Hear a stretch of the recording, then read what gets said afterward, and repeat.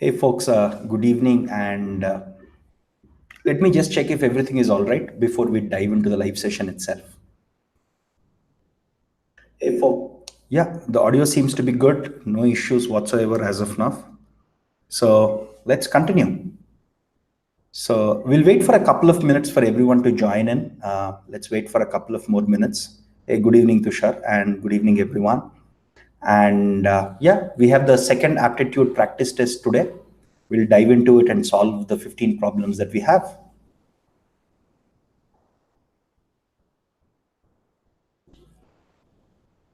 So Deepak, your request is fairly good in the sense that is it possible to download some of the videos locally, the way YouTube does it?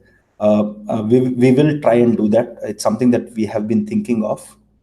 It's actually there in one of the requirements that we have for our Android and iOS apps. There is some functionality that we need to be careful with in terms of encrypting, in terms of things like that. It'll take us some time because remember, YouTube built it, so there is a lot of engineering effort that goes into it. We will certainly that's certainly one of the requests that we have, both for the mobile apps of all the courses for applied course, not just for the GATE course. So it's something that we are working on already, right? So as soon as we have something up, we'll let you know for sure. Yeah, that's a valid request, and it's something that we already have on mind, and also in our plan of execution.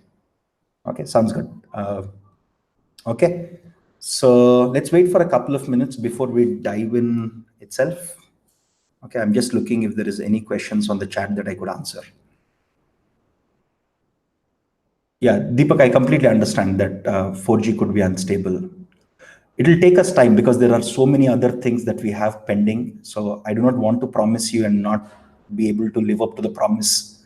So that's why I'm not giving you a date per se, because there are a lot of other things that we need to build, like a proper iOS app, like a proper Android app. And it is something that is non-trivial to build, to be honest. So I don't want to promise you and not be able to deliver, but that's something that we will certainly do, right? So just give us some time on it. Okay, sounds good.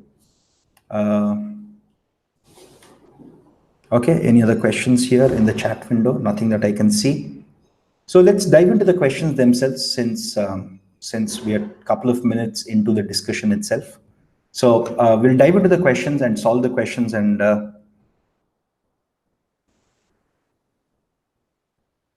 yeah, Tushar, we understand that.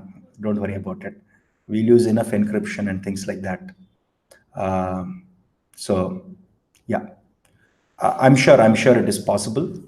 We already have the architecture for it. We already worked out the mechanics for it. It's just that we are short on manpower in terms of engineers who are building all of this. So there are lots of things that we need to work on. One of them being engineering itself.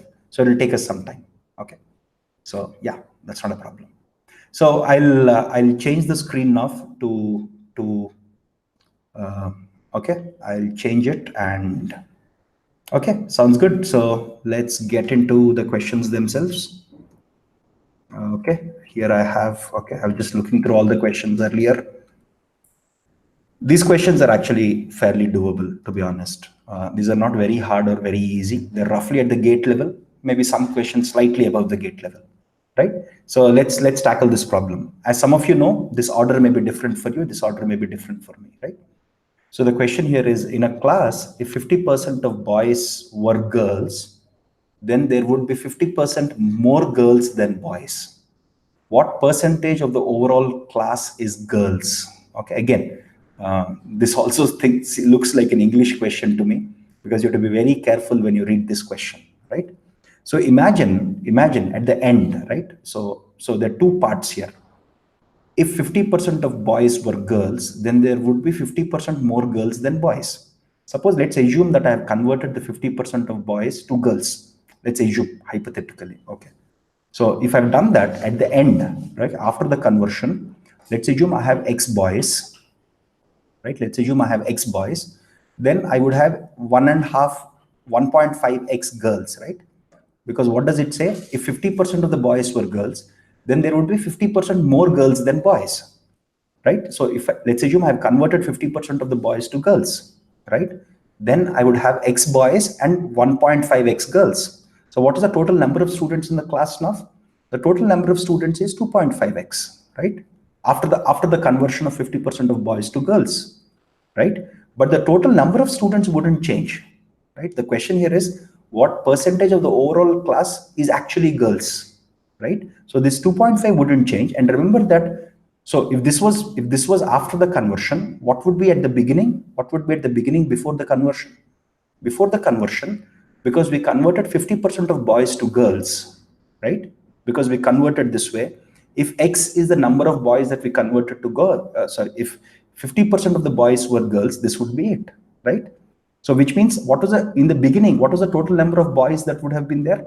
We would have had 2x number of boys, right? Right? Because 50% of them have been converted to boys now, right? So that's the whole thing. So we would have 2x number of boys here, and the total number of students wouldn't change between both these cases, right? So if you have 2x number of boys, how many girls would we have? We would have 0.5x number of girls, right? Because the total number itself wouldn't change. That's important here, right? Because the total number, whether you change boys to girls or whatsoever, the total number itself doesn't change, right? So now in the beginning, what is the percentage? So what is the question here? What percentage of the overall class is girls, right? So if you have 2x boys and 0.5x girls, what is the percentage of girls as in terms of the total number of students, right? We have total of 2.5x, girls are 0.5x, the total number of students is 2.5x. So you would have, this is 20%, right? Very simple question. So the answer here is 20%. Very simple question. Okay, again, one of the reasons why this question could be confusing is because of the terminology. Okay, you have to be careful when you read this question and just work out what would happen after the 50% of boys were converted to girls and stuff like that. Except that the question is very, very simple arithmetic. Okay, sounds good. So let's go to question number 2, right? So the question number 2 says, a television manufacturer earns 20% profit by selling a TV at 14,400 rupees. Okay. So this is the sale price. Okay. And he's selling at 14,400 rupees and he's making a 20% profit, right? This is my sale price. Okay. So this is my sale price. Okay. This is my profit. Okay. Very good. Now what is it? If the production cost increased by 15%. Okay. The production cost. So what is the cost price for this person? The cost price for this person would be 14,400 by 1.2. This 1.2 came because it is 1 plus 0.2. 0.2 came from the 20% profit, right? So 12 12s are 144. So this will be 12,000, right? So the cost price for the cost price is 12,000, on top of which there is a 20% profit. So the sale price is 14,400. If the production cost is increased by 15%, okay, which means the cost price has increased by 15%, right? So the cost price is increased by 15%. So you take 12,000, multiply it by 15%, 1.15, right? So when you perform this using your calculator, you would get 13,800, right? You would get 13,800 rupees as the new cost price after the 15% increase. What should be the selling price of the set so as to gain 15%? Now, on top of this, I want to have 15% profit. On top of this, I want to have 15% profit, right? So what should the sale price now be? 13,800 into 1.15, right? Very simple. Now, when you solve for this, you'll get 15,870. It's a numerical type question, very simple question, right? So you're just given some sale price, you're given some profit, compute the cost price. It's saying that the cost price increased by 15%. Then you find the actual cost price, the new cost price, add 15% profit, and you get the answer. Very simple question, nothing very fancy. This is, I think, problems that we were solving in 8th or 9th grade, right? So fairly simple problems. So now let's go to the third problem. Okay. Oh, this is an interesting problem. I really like this problem. So it says a shepherd has 1 million sheep. Wow, that's 10 lakh sheep. That's a large number. I think this must be a billionaire shepherd, the types of which you'll find in Australia. Okay, at the beginning of year 2000, the number grew by X% during that year. So in the 2000 year, he had 1 million and there is an X% growth plus X%. right? A famine hit his village in the next year. So in 2001, there was a famine. The sheep population decreased by Y%. So whatever. So here, what do you have? You have 1 million plus X% is what you have. Now there is a reduction of Y%. Okay. On top of this, there is a reduction of Y%. Right, during 2001, and at the end of beginning of 2002, the shepherd finds that he's left with 1 million. Right. So at the end of 2000, at this beginning of 2002, he has 1 million sheep. Okay. So there is an increase of X%, and then there is a decrease of Y% on top of this. Remember, this is on top of this. Right. Then the question here is, which of these following is correct?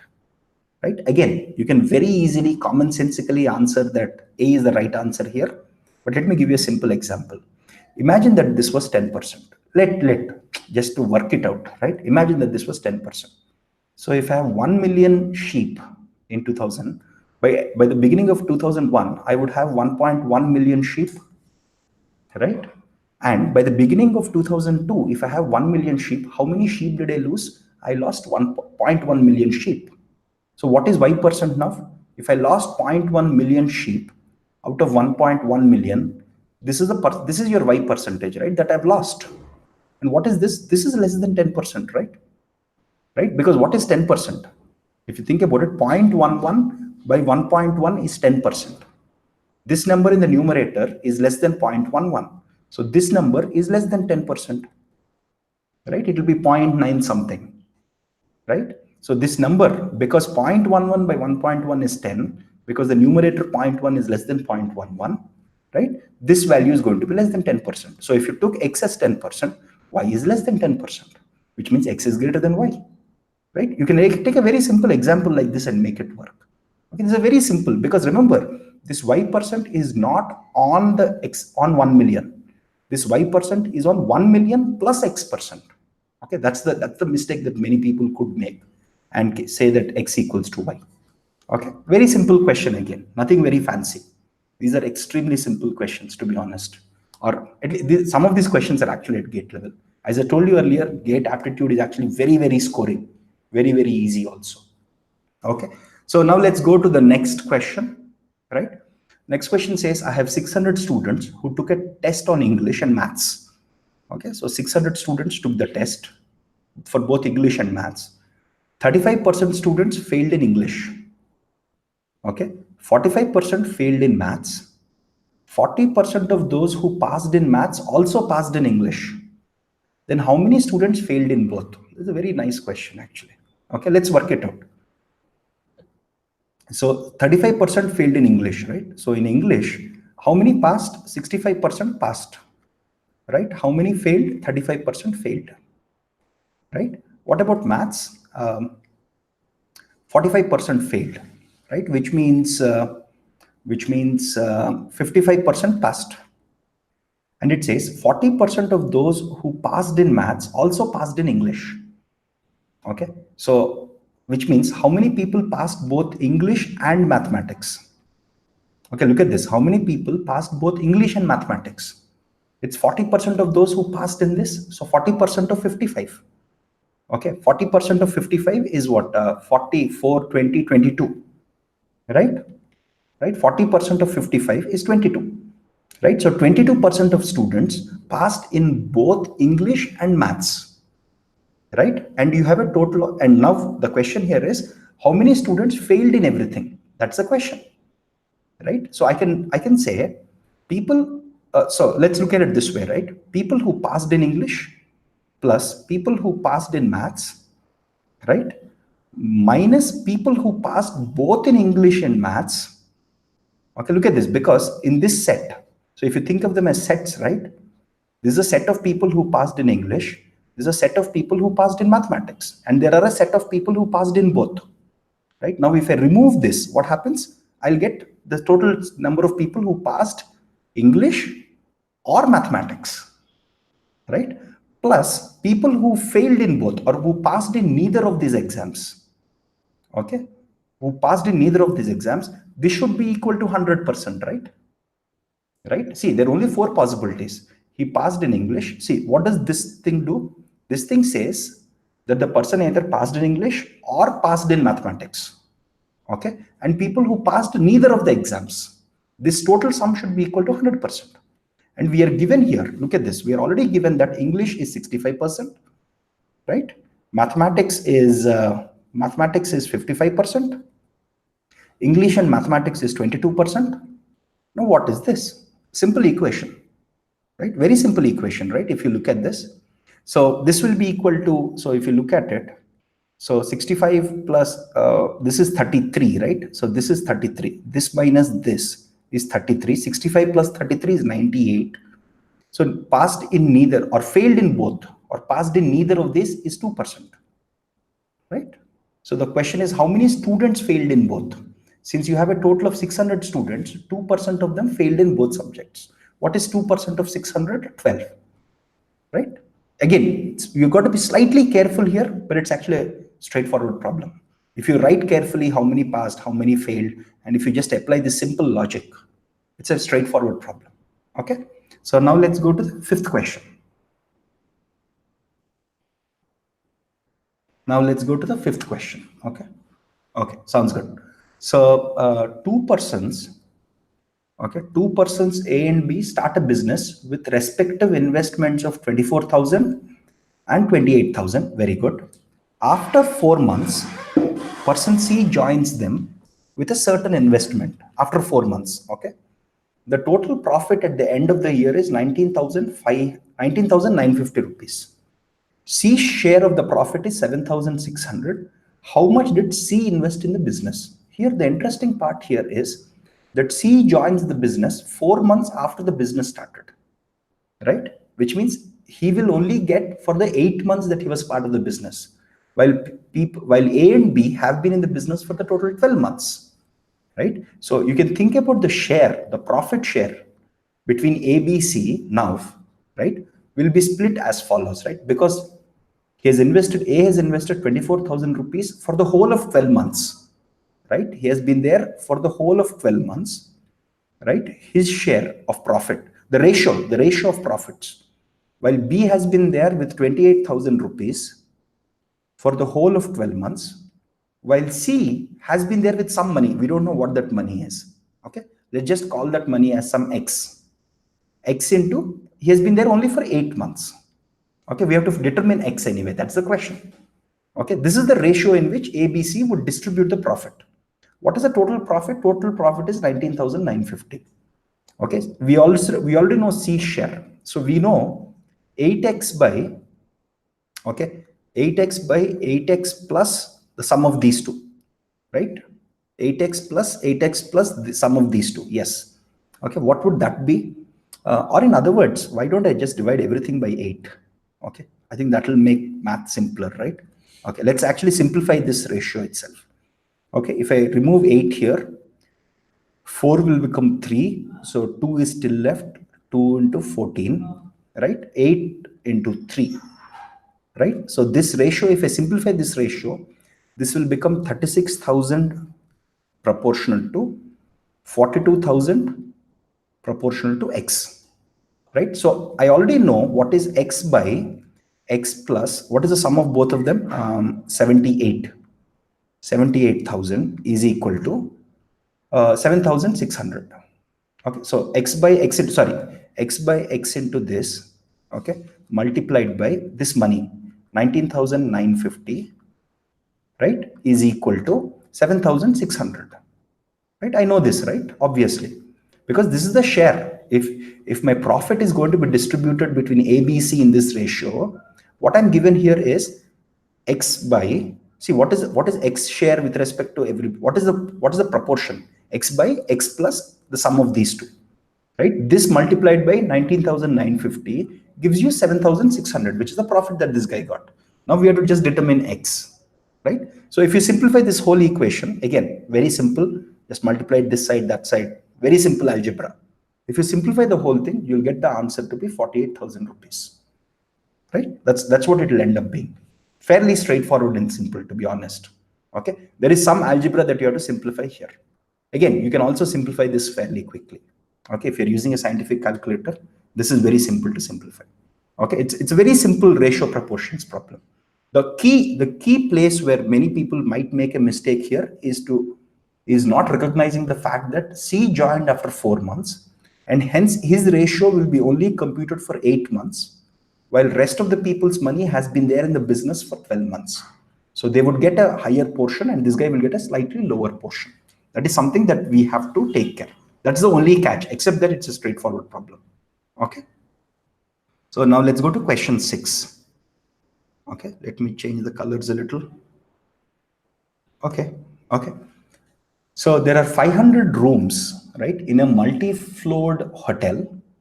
However, due to change in some rules and regulations, the hotel has to decrease the number of floors by 5. Okay, initially there are 500 rooms. Okay, however, the management is able to put 5 more rooms on each floor. Very good. Overall, the number of rooms in the hotel decreases by 10%. Find the number of floors and the number of rooms per floor that the hotel originally had. Let's actually think about this, right?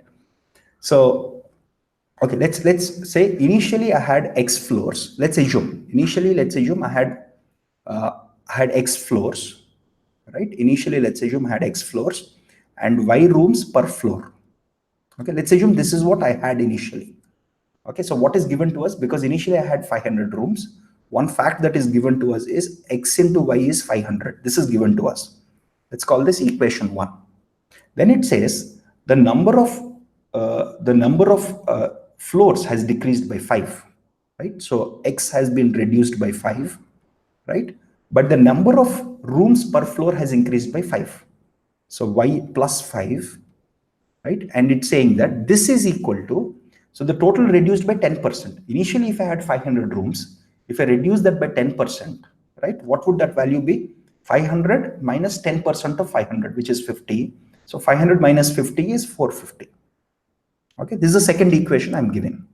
Using these two equations, I can simply solve this. If you look at this, I have xy, right? I have xy minus 5 into, look at this, minus 5 into, right? Minus 5 into y minus x minus 25 equals to 450, right? I'm just simplifying this. And I'm given that xy equals to 500, right? I'm already given that xy equals to 500. So this will be 500, right? So when I simplify this equation, what do I get? I have 500 here. I have 25 here. So this will end up being 5 into y minus x equals to 25. This is what I'll get if I simplify this equation, right? So this is what I have. Or in other words, y minus x equals to 5. Okay, I actually don't have the exact values of x and y, but amongst the options that are given to us. Now let's go back to the options. Where is x and y? X is the number of floors, right? Y is the number of rooms per floor. So 0 and 50, the difference is 50. 20 and 20, the difference is 0. 20 and 25, the difference is 5. So this must be the answer, right? Very simple. Okay, nothing very fancy.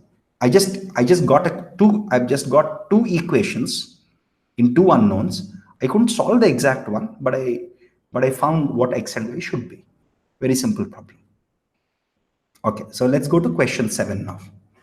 Okay, so question 7 says that if the price of petrol increased by 25% and Raj intends to spend only an additional 15% on petrol, by how much percent will he have to reduce the quantity of petrol that he's purchasing, right? So let's assume for simplicity, again, you can just use some variables and calculate this. Okay, so let's assume initially that the price of 1 liter, okay, that the initial price of 1 liter of fuel or 1 liter of petrol is X rupees. And let's assume, so X rupees, and let's assume Raj buys Y liters, okay, on some monthly basis or whatsoever. Okay, so what is his spend now? So his spend is XY rupees, right? That's his spend. Okay, let me not write RS here. So we know that it's in rupees, we know that it's in liters anyway.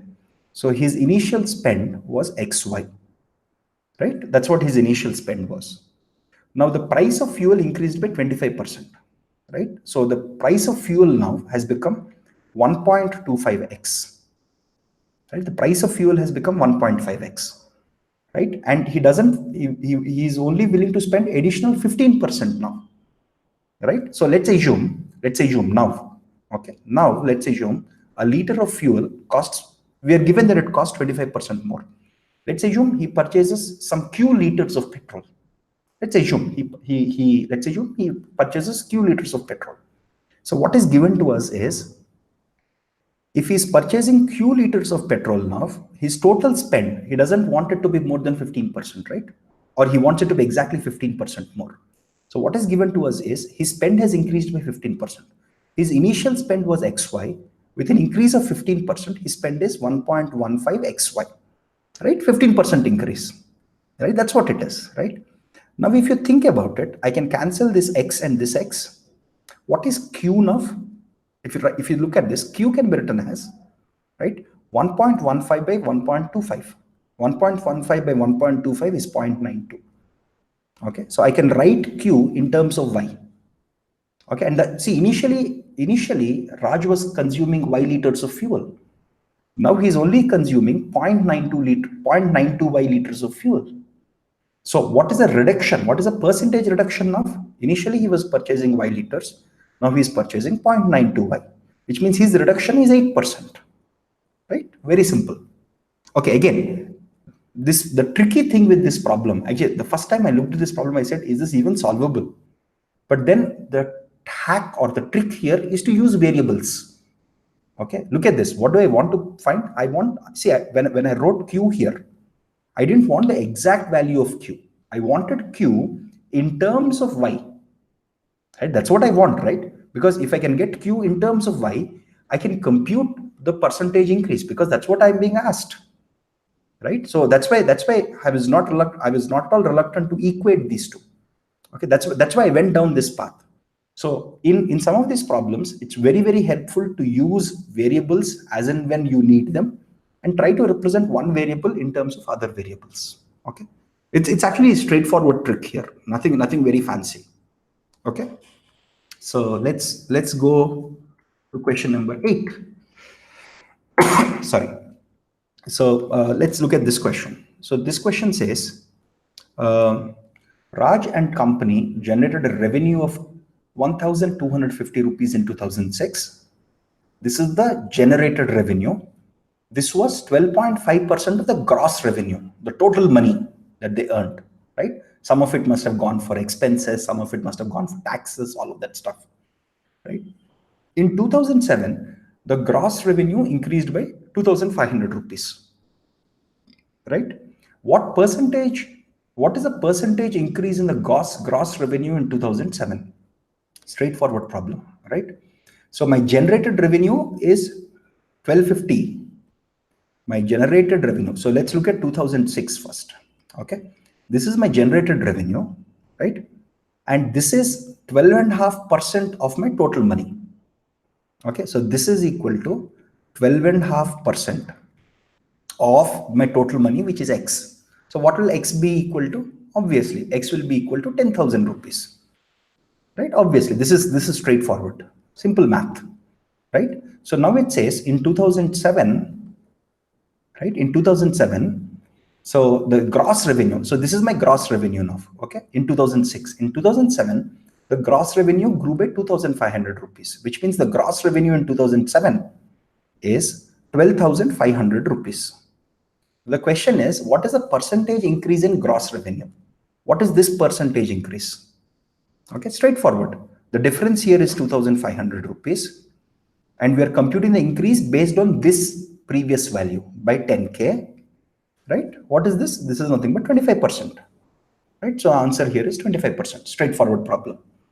Okay, so the only thing was you had to compute what the gross revenue in 2006 was. Once you had that number, everything else falls in place. Okay, again, some of these questions are actually simple, to be honest. Of course, some of them are non-trivial also. Okay, this is actually an interesting question.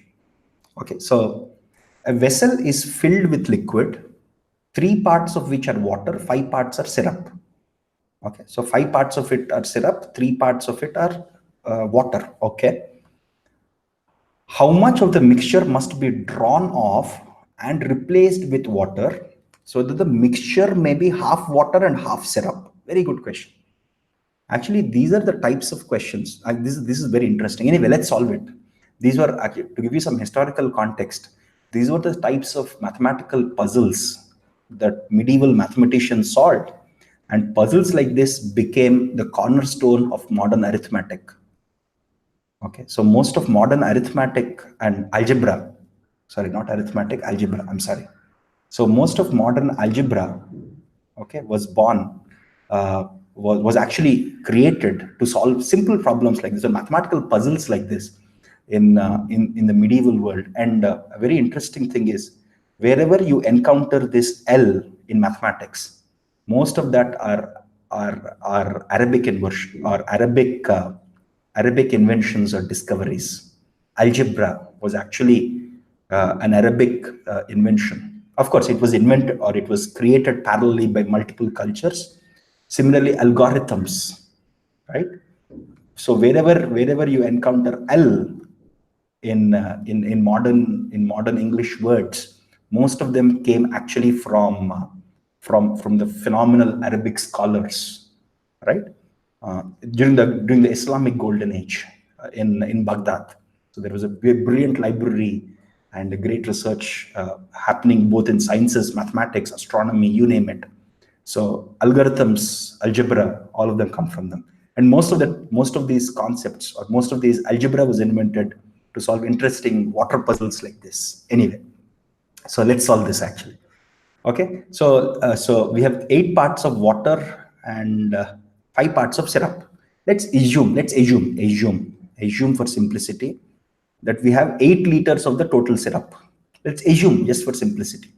So 3 liters are water, 5 liters are syrup. Let's just assume. Okay, here this is a big assumption. Okay, I'm writing assumptions here clearly just for clarity. Okay, so let's assume I have 8 liters. So now what's happening now? So let's assume, now let us also assume that X liters.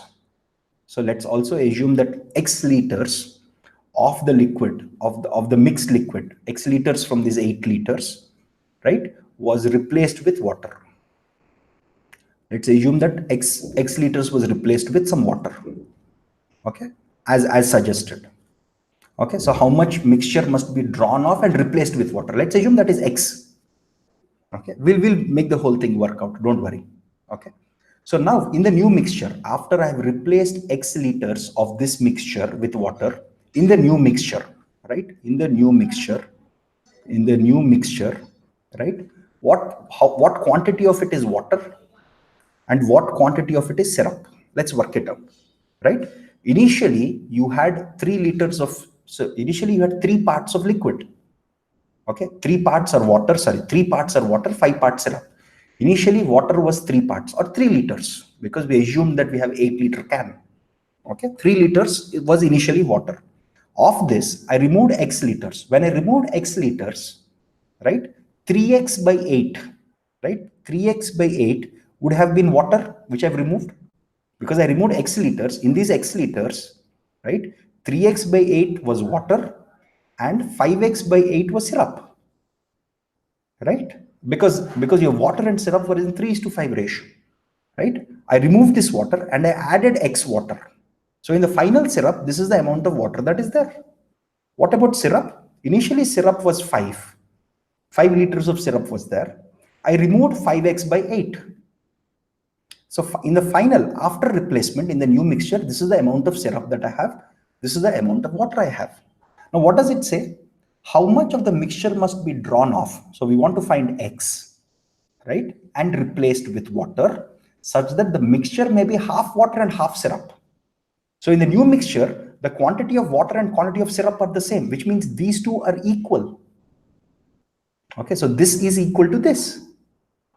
Right? So when you equate both of them, again, these are linear equations. There is only X term here, there is only X term here. Simple algebra, no quadratics, nothing fancy, very simple stuff. Right? When you equate both of them and simplify it, you will get 5x plus 24 equals to 40 minus 5x. 40 minus 5x. Yeah. So you'll get this equation when you simplify this. This is equal to this. When you simplify it, you'll get this. So what does this imply? This implies 10x equals to 16. So x equals to 8 by 5. This is what you got. Very nice. But what is the question asking us about? Right? The question is saying how much of the mixture must be drawn off, or what share of the mixture must be drawn off. Here we got x equals to 8 by 5. But throughout this whole assumption, we assumed that we had 8 liters of liquid. So of the 8 liters of liquid, 8.5 liters had to be removed and replaced with water. So which means if I take 8 by 5 by 8, this will give me the proportion of the mixture.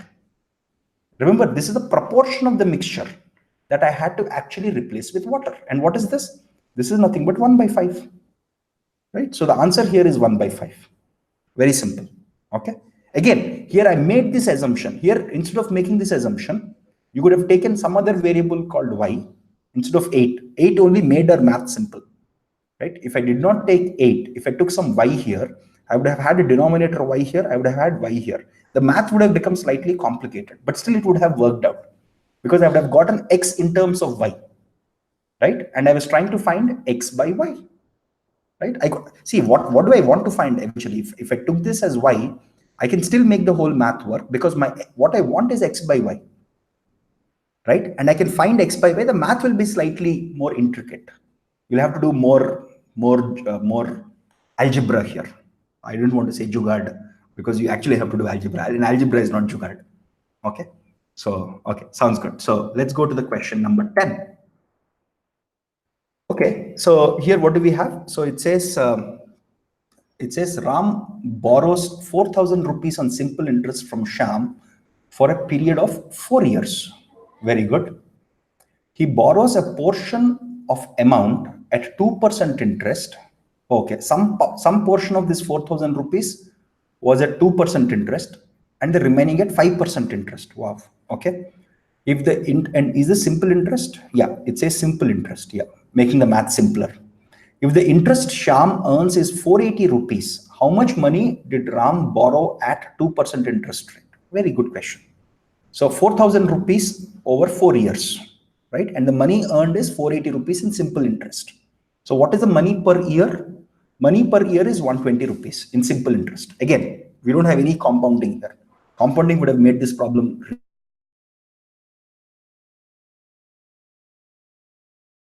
simple interest, so simple problem.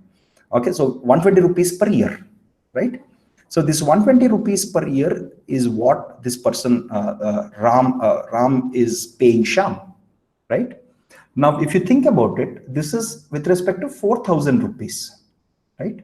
So if you think about this, 120 rupees out of 4,000 rupees is like 3%, right? Is like 3%, right? So of these 4,000 rupees, some amount X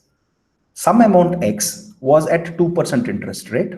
The rest of the amount, 4,000 minus X, right, is at 5% interest. But the total interest is only 3%. Okay, so if you actually compute this, I can write this as 2x plus 4,000 minus X into 5. So 2 into X, 2%, right? I'm just ignoring the denominator term here, is equal to 3%. Okay, because the effective interest rate is 3%, right? The effective interest rate is 3%. Again, 2% should be written as 2 by 100, 5%, 5 by 100, 3%, 3 by 100. I'm just ignoring all of them. Okay, so if I simplify this, what do I get? I get 2x plus 4,000, sorry, 20,000, sorry. Okay, 2x and okay, so I have this. So what do I get now? Okay, let's simplify this, right? So 1 second. Is everything all right? This is 3%. This is 2%. Okay, just a second. So is this going to work out? 2x plus 4,000.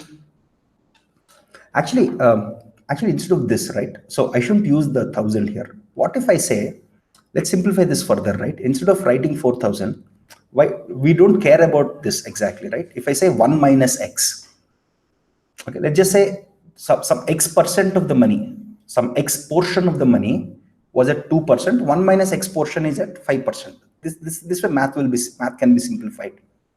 Okay, so this will become 1 minus x into 5 equals to 3. So what do I get now? 2x minus 5x, which is minus 3x plus 5 equals to 3. Right? Right? Yeah. So what would I get now? I would get x equals to minus 2 by 3. So I'll get x equals to 2 by 3. Right? So 2 by third of the money, 2 by third of the money, 2/3 of the money was given at 2% interest rate, and 1/3 of the money. Again, I just used 1 here instead of 4,000 to make the math simpler. I could have even put the 4,000 and everything would have worked out. Right? So let's assume X ratio of this money was at 2%. 1 minus X is at 5%, and the overall number is 3%, because 120 out of 4,000 is 3%, right? So you get 2/3 of the money at 2%. So what is the question? How much money did Ram borrow at 2%? 2/3 of this. What is 2/3 of this? 8,000 by 3. That's what it is, right? Again, simple question. Nothing fancy here. Okay, so let's go to question 11. Okay, so in question 11, we are told that a man gives 50% of his savings, right? At, okay, this is 1,68,200 rupees or 168,200 rupees to his wife, and divided the remaining sum. Oh, he gave 50% of his savings to his wife and divided the sum among his sons, Srikant and Sarvesh, of ages 15 and 13 respectively. He divided in such a way that each of his sons, when they attain an age of 18 years, they would receive the same amount of 5% compound interest per annum. Okay, this is a good question. I like compound interests. They make the math elegant and beautiful. Sorry. So let's assume Srikant's share. Okay, that's my first name anyway. So Srikant's share is, let's say, X. Okay. Then Sarvesh share is what? Half of this is given to the wife, right? So the remaining half, what is remaining half? 84,100, right? So Sarvesh share would be 84,100 minus X. That's what his share is. Okay. And Srikant is 15, Sarvesh is 13. Okay, very good. Now the question says, okay, both of them are given a compound interest at 5% interest rate. But by the time they reach, so this guy has 3 years to reach his 18 years. This guy has 5 years to reach his 18-year mark. But when they reach 18 years, they both obtain the same amount. Okay, so in other words, if I take X, right, and if I say 5% interest, compound interest, right, 1.05 power 3 is equal to 84,100 minus X. See, this is what Srikant would make after 3 years at 5% compound interest rate, right? What about Sarvesh? 84,100 minus X. That's the money he has, and he has 5 years. Again, his compound interest rate is also 5 years, right? So if you solve for this, again, you can compute this in the scientific calculator here, right? We have a scientific calculator here. You can compute this. You can also compute this fairly easy using the calculator. Once you calculate all of this and once you simplify it, you'll get X equals to 44,100, right? And what is the question here?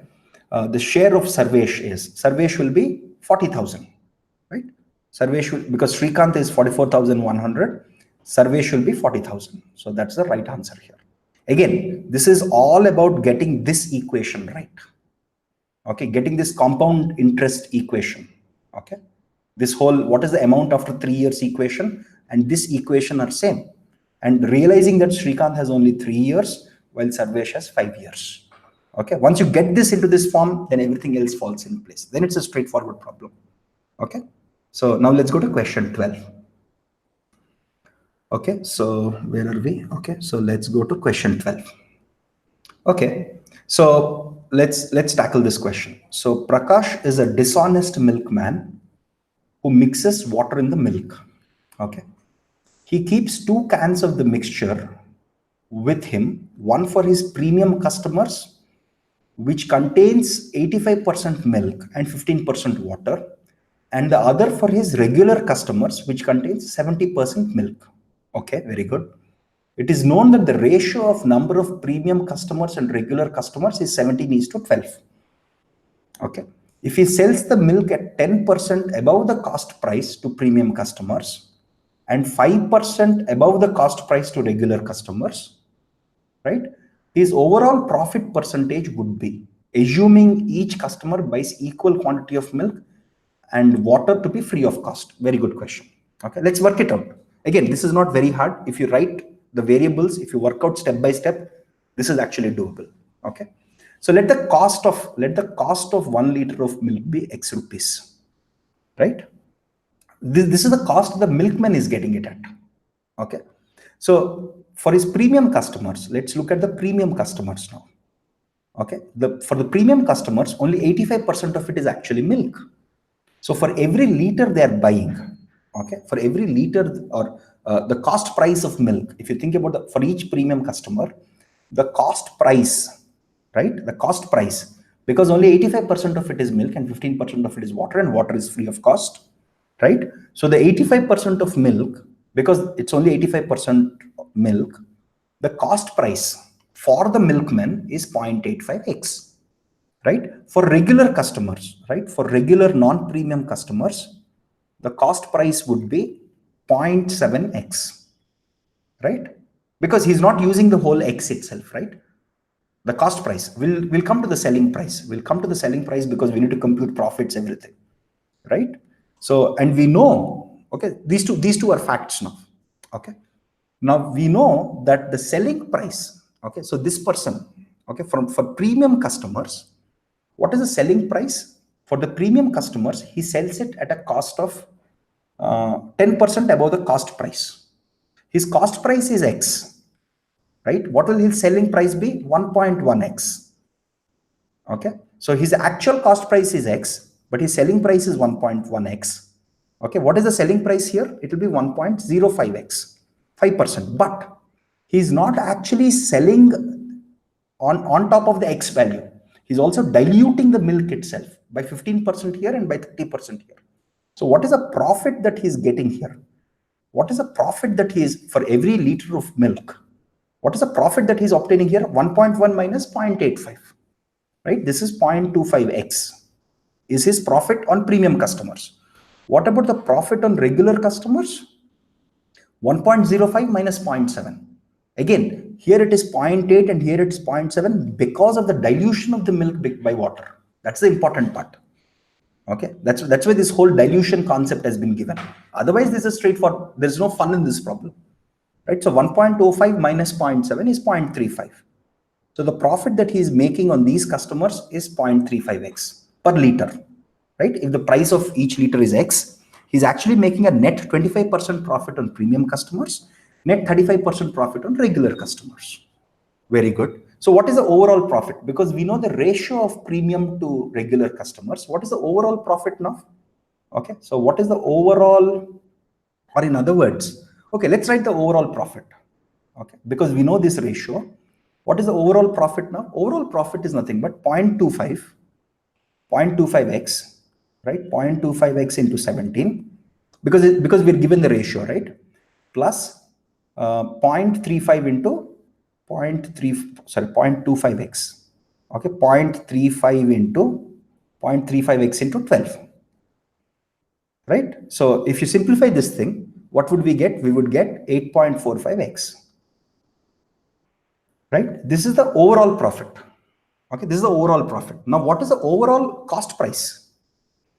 Right? If you look at the overall cost price now, what is the overall cost price? Overall cost price is 0.85x, right, into 17, because we know this ratio, plus 0.7x into 12.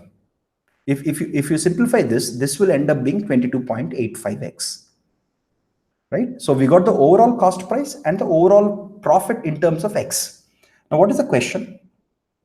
So his question here is, okay, 1 second. Where is this question? Okay, if he sells milk at 10% above the cost price, premium customers, his overall profit percentage would be, we want the profit percentage. We got profit in terms of x. We got the cost price in terms of x. So percentage is simple to calculate. 8.45x by 22.85x, right? So this ratio is the profit percentage, right? And when you simplify it, this will end up being 37%. Right? So here, again, this question is fun and it's also interesting because this is where most people make the mistake. Okay. But the cost price is not equal to X. Because of dilution of milk, for 1 liter of milk, if the price is X, his cost price is only 0.85X for premium customers and 0.7X for non-premium regular customers. But his sale price is 1.1X here and his sale price is 0.5X here. If you got all these 4 numbers correctly, this problem is straightforward. This is where most people will make the mistake, 0.85X and 0.7X. This is the place where most people will make a mistake. Okay. So let's go to question 13 now. Okay. So it says a bank offers a compound interest calculated on half-yearly basis, 5% compound interest on half-yearly basis. Okay. I'm sorry. A customer deposits 1,600 each on 1st of January and 1st of July. At the end of the year, the amount he would have gained in terms of the interest. Okay, good question. So the 1,600 rupees, right, that he has deposited, let's look at it. The 1,600 rupees that he has deposited in January, it compounded twice because your compounding is happening half yearly. It has compounded twice, right? So, and what is the compound interest rate? 0.5. It's 5%, right? Right? It has compounded twice, right? So, one second. Is everything all right here? It's compounding half yearly basis. Bank offers 5% compound interest on half yearly basis. Okay, so 1,600 into 1.05 squared. Yeah, this makes sense. Okay, let's go with it. Okay, plus 1,600 into the other money he is depositing on July 1st after the first 6 months. So this would get only compounded once, right? So this would get only compounded once, right? Oh, there is one catch here. So is this 5%? Okay, here is the catch. I think we should have clarified in the question here. Okay, so the catch here is this 5% compound interest on yearly basis or half yearly basis? Right, so that's the catch here. Right, so if let's assume I get 5% compound interest every half year, then this equation makes sense. I can just solve this and I'll get the answer. But if this 5% is the annual compound interest, okay, then this equation won't work out, right? Then there is an alternative equation. Okay, that equation will look like this. Again, you must have seen this in the course videos. So it would work like this, right? You would have 1,600 multiplied by 1 plus 5 by 2 into 100 squared. This 5 by 2, remember this 5 by 2 is because this is 5% compound interest rate, not given every 6 months, right? So you would get a term like this now. You'll get a 5 by 2 here, right? Plus 1,600. Again, this exponent 2 is because you're getting half yearly exponents, right? That's a tricky part. I think we should have clarified this question. Let's edit it for, let's edit this question anyway. Okay. So, because when I was solving it, I got confused. Okay. 1,600 multiplied by 1 plus 5 by 2 into 100 power 1. Because the money that was deposited on the 1st of July is only getting one round of compounding, right? And again, you can simplify this whole thing in the scientific calculator.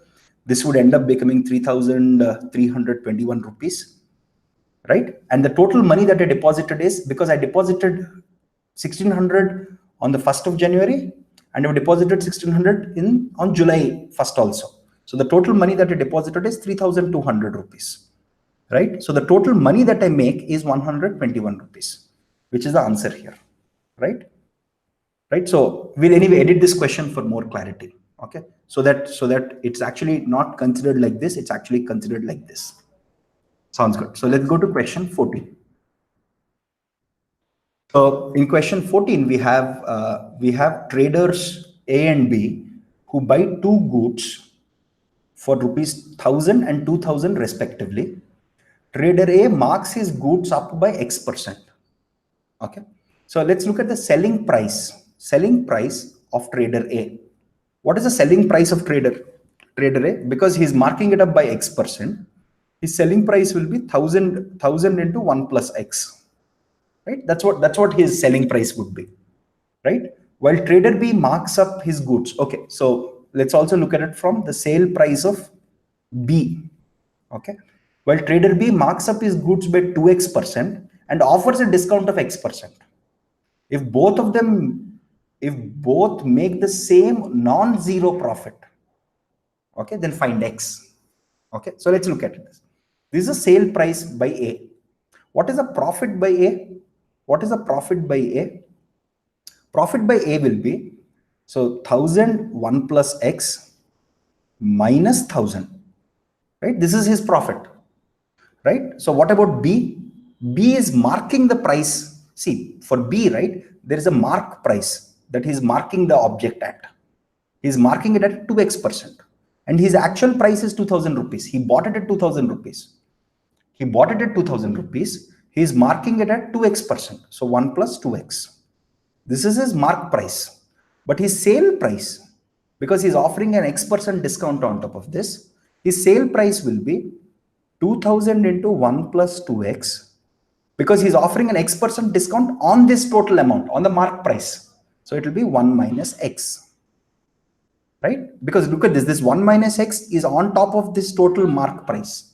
So what is a profit? So what is the profit for B now? The profit for B is this minus 2000, right? So 2000 multiplied by 1 plus 2x and 1 minus x minus 2000. Now what are we given? We are given that this number and this number are the same. That's what we are given. If they both make the same profit, what is the value of x? Right? So let's equate both of them. If you equate both of them, you get a quadratic equation. Look at this. You have x and x here, right? You get an x square term here, right? Here you have a linear term. But if you simplify, if you equate both of them, if you say this is equal to this, and when you simplify the quadratic equation, right? If you simplify the quadratic equation, what you would get here is 4000x square minus 1000x equals to 0. This is what you'll end up getting finally, right? After simplifying everything. Again, I'm skipping the steps just in the interest of time. It's actually straightforward, right? Simple algebra. So what would this mean? This would mean I can do 1000. So let's write it in product form, right? If I write it in product form, this will be 1000x and 4x minus 1 equals to 0. So what does this mean? Either x is 0, but it says non-zero profit, or this is equal to 0. If this is equal to 0, what does, see, either this is equal to 0 or this is equal to 0. But it says the profit is non-zero, which means x is non-zero, right? So what is this? Right? So if this is equal to 0, what is x? X is equal to 1 by 4, which is nothing but 25%. Right? And that's what we wanted to compute anyway to start with. Right? So find x. So given this non-zero profit, we wanted to find what x is. So x is equal to 25%. Okay, simple problem. You just have to be careful to write down each of the equations carefully. Okay, sounds good. Let's look at this question. Okay, this question was a little tricky. When I first saw it, I said, what is this complex equation? But when I started solving it, it felt okay. An investor purchased a share of a non-dividend paying stock. Okay, it's a non-dividend paying. So he's not being paid any money when the quarterly results come out. Okay, stock for P dollars on Monday. Okay, for a certain number of days, the value of the share increased by R% per day. Okay, so let's say D is the number of days. Okay, anyway, let's go step by step, right? The initial price is P. He bought it for P. After a certain number of days, we don't know what that is. Let's say that is D. The value of the share increased by R% per day. It's literally like compounding every day, right? After this period of constant increase, the value of the share decreased the next day by Q dollars. It decreased by Q dollars, okay? And the investor decided to sell the share at the end of that day for V dollars. Okay, he sold it for V dollars. Which was the following value? Which was the following value of the share at that time? Makes sense.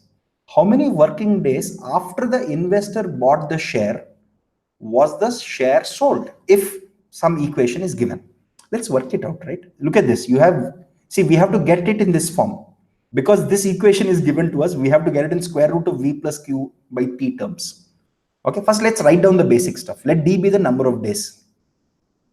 Okay, so let d be the number of days for which this r percent increase happened. Okay, so initially I bought it at price p, right? And I got r percent increase for d days. What is the total number of days that I held the stock? D plus 1 days. Let's not forget that, because it increased for d days and 1 day it decreased. Okay, so total number of days that he's asking for is d plus 1. That's the answer that we have to figure out. Okay, but let's find d. Initial price is p. For d days it increased at r percent per day, or in other words I can write this as r by 100, right, power d. This is the price I had after d days of increase. Then next day it decreased by q dollars.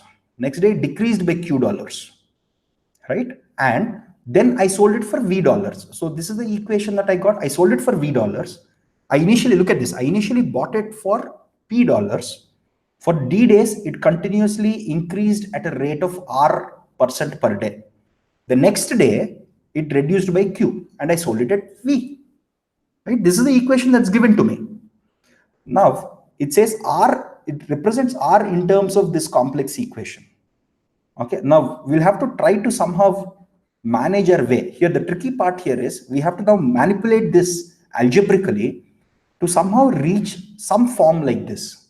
What is this? This is nothing but r equals to 100 into v plus q by p power half minus 1.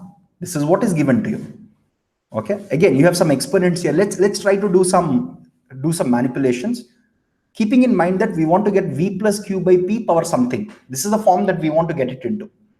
Okay, so let's work it out. So can I write this as v plus q? See, I just got the q this side. I'll get the p also. Okay, again I got somewhat this form, right? I got somewhat this form, right? This whole thing, right? This whole thing, when I raise it to the power of 1 by d, what would this be? When I raise it to the power of 1 by d, right? So this will become 1 minus r by 100. Sorry, 1 plus r by 100. Right? See, I'm raising this d that is here, right? I've raised both sides by 1 by d.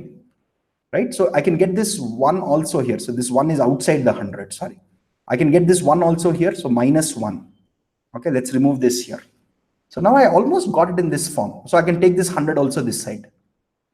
Okay, so what does it say? Now what do I have? R is equal to 100 into v plus q by p 1 by d minus 1. What do I have here? R equals to, and this is given to me, right? R equals to 100 into v plus q by p power half minus 1. Because R is equal to this and this is equal to this, d must be equal to 2. Right? Look at this. Actually, it's actually, the moment you write this equation and manipulate it slightly, you get d equals to 2. And the question here is, after how many days did I sell? After d plus 1 days, not d days. This is where people also make a mistake. Because for d days, it rose. But after that, for 1 day, it fell. So the answer here is B. After 3 working days, again, here it says working days because stock market doesn't work on non-working days, right? So after 3 working days, I've sold it. So the answer here is B. Okay, so because the answer is D plus 1, which is equal to 3. Simple and straightforward. Okay, sounds good. So just give me a second. Okay, sounds good. I think, yeah, we are done with the question slightly early, but that's okay. So yeah, so that's where we are. And actually we were thinking of, because we'll upload rest of the, we are almost finishing updating all of the content for Aptitude itself. We'll do it in a couple of days. We should positively have it by Monday end of day. Yeah, we'll have all of the content uploaded by Monday end of day. And what we were thinking of is, because most people are finishing their exams by May 15th, we were thinking that we'll upload all the content for Aptitude. Till May 15th, we'll continue with Aptitude, but from May 16th, we'll start engineering mathematics. There might be some more content for Aptitude that is missing. As in, we'll put in all the practice problems, we'll put in subject tests, everything we'll put in. Okay, But we thought instead of spending more time on aptitude, because many of the students have been asking us if we can finish aptitude quickly and get on to other subjects, right? But please understand that aptitude is also a very important subject that you cannot ignore. We have all the content ready, we have all the practice problems, everything ready.